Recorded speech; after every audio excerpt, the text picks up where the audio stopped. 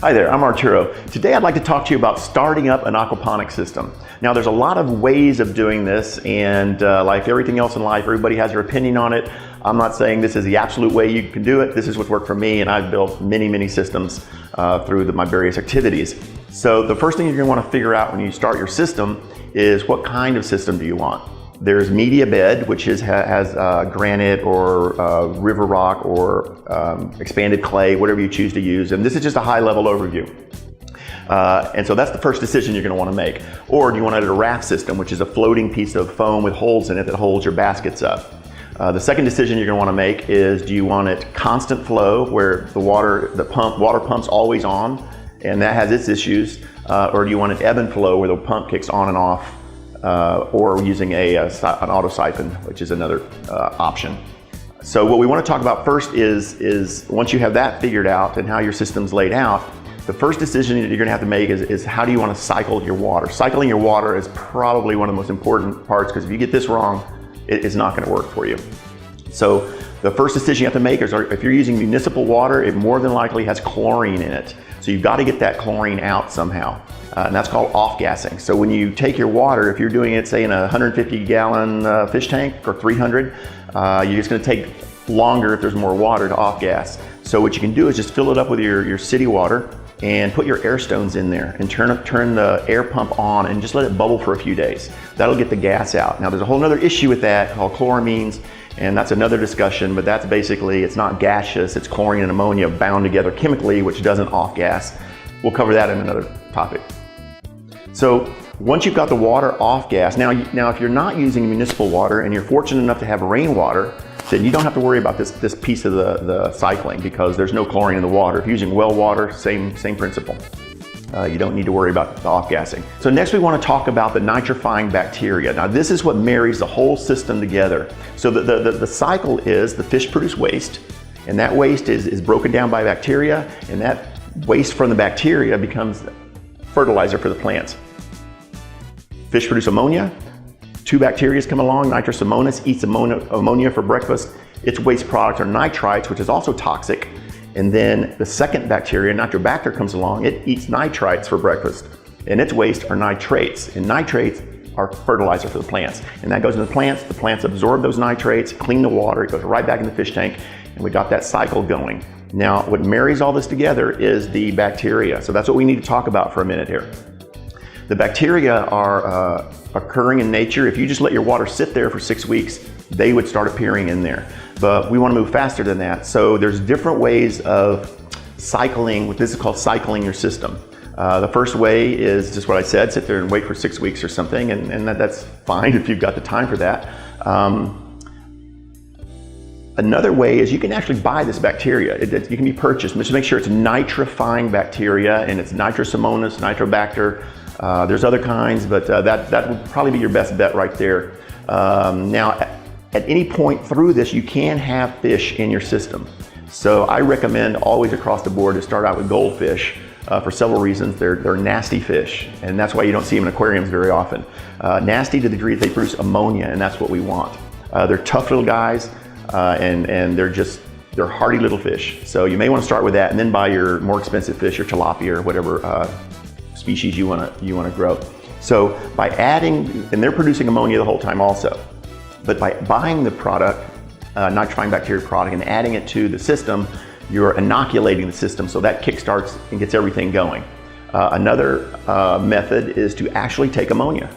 And put a capful at a time, and that'll get the bacteria. Now you don't want to put too much. It'll kill everything. It's poison, and it'll hurt your fish if you put too much at once. So you want to be real careful about that. And you want to use pure ammonia, not the yellow smelly stuff, just the pure as you can get. And that will help kickstart the process. By far the easiest method, the one I like, is just find someone with an aquaponics system.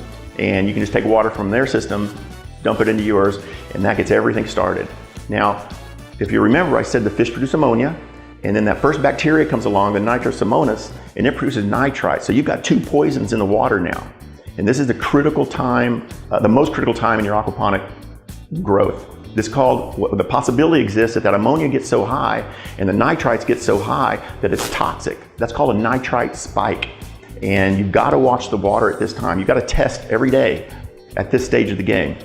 So the only practical way to deal with a nitrite spike is to do what's called a water change. Now that's taking 1/3 of the volume of your water and dumping it out and putting in fresh water. If you're using chlorinated water, you've got to have 1/3 at all times across the board, no matter how long you've had your system, that supply of water available so that you can do, if there's any problem, you can do a water change. If you're using rainwater or well water, again, you don't have to worry about that. So you do a 1/3 water change. What that does is it dilutes the water, the toxins, and it allows the bacteria to get caught up with itself so the nitrobacter, that second bacteria, can start breaking everything down. So you want to be very, very cautious about that nitrite spike. So once you've got all that settled, well, you know, as long as we're on the topic here, let's talk about testing real quick, because I mentioned that. The very first thing you're going to want to test for is chlorine. I mean, we know that. And if you don't have chlorine problems, don't even worry about it, skip that. The next thing you're going to be looking for is ammonia, because you want to be careful that your ammonia doesn't get too high, because that'll kill your fish, that'll kill your bacteria, it'll kill your plants. Same as if you're in a nitrite spike. So you want to monitor that. That's the first thing you're going to look for is ammonia. The second thing you're going to test for are nitrites. So that will tell you two things. A, the bacteria is doing its job. It's starting to move. The cycle's starting to close, the nitrification cycle. So now we've got two toxins, so you're going to want to test for nitrites to make sure, and your ammonia at the same time.